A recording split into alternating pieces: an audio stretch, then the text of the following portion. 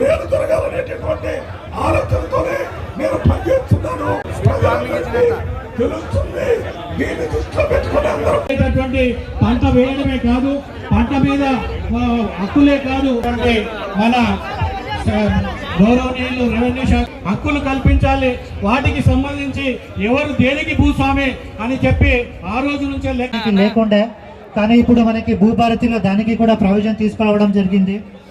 So 5, 6, 7, 8లో మనకి record of rights ఎట్లా collector గారికి, గౌరవనీయులు లక్ష్మీనారాయణ గారు జిల్లా అదనపు కలెక్టర్ గారికి, గౌరవనీయులు నరసింహరావు గారికి, విష్ణువర్ధన్ రెడ్డి గారు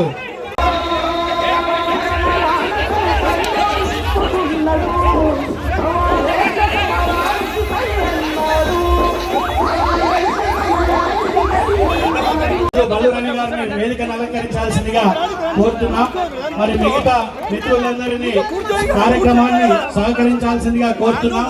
అందరూ కూడా నిశ్శబ్దంగా కొంతసేపు ఈ కార్యలు రెవెన్యూ శాఖను పునరుజ్జీవం చేయడంలో ప్రతి ఒక్క పార్సల్ని కూడా టెంపరీ భూగా తర్వాత పర్మనెంట్ భూగా ఇవ్వడం జరుగుతుంది.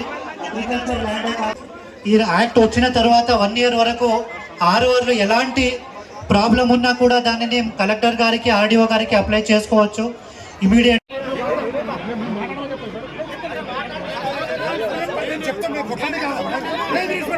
ఈరోజు నేను ఒక సామాన్యమైన రైతునే. మన ఈరోజు ఇక్కడ మంత్రి గారికి, మన స్థానిక ఎమ్మెల్యే శాసనసభ్యులైనటువంటి కృష్ణమోహన్ రెడ్డి గారికి, మళ్ళా అదేవిధంగా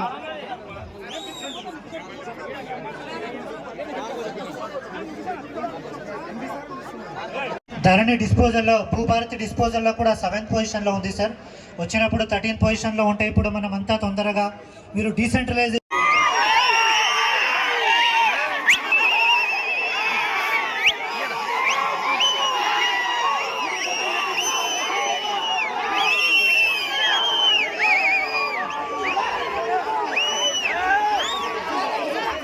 ఈ కార్యక్రమం గురించి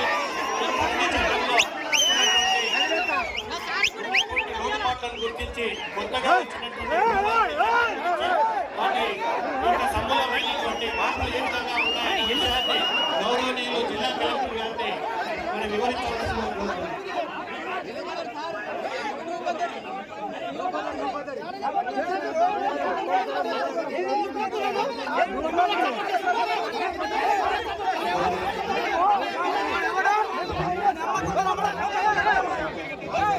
శాశ్వతం.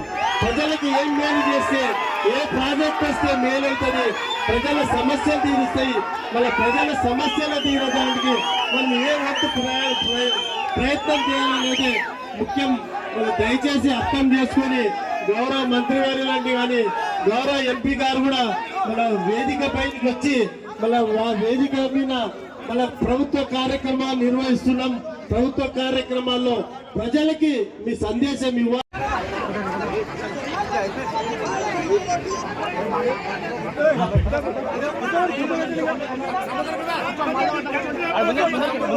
గౌరవనీయులు శ్రేయాల్సిందిగా మరీ కోరుతున్నా. మిత్రులు అందరూ కూడా భూభారతి యాక్ట్ అనేది మనకి చాలా మార్పులు తీసుకుని వచ్చి రైతులు మనకి ప్రతిరోజు ఏది సమస్యలు వస్తున్నాయో దానికి శాశ్వతంగా పరిహరించాలి. సివిల్ కోర్టు కాకుండా మ్యాక్సిమం ప్రాబ్లమ్స్ అంతా జిల్లాలలో ఉద్దేశంతో ధరణి యాక్ట్ లేకుండా ప్రవేశం ఇక్కడ పెట్టడం జరిగింది. ఈ చట్టంలో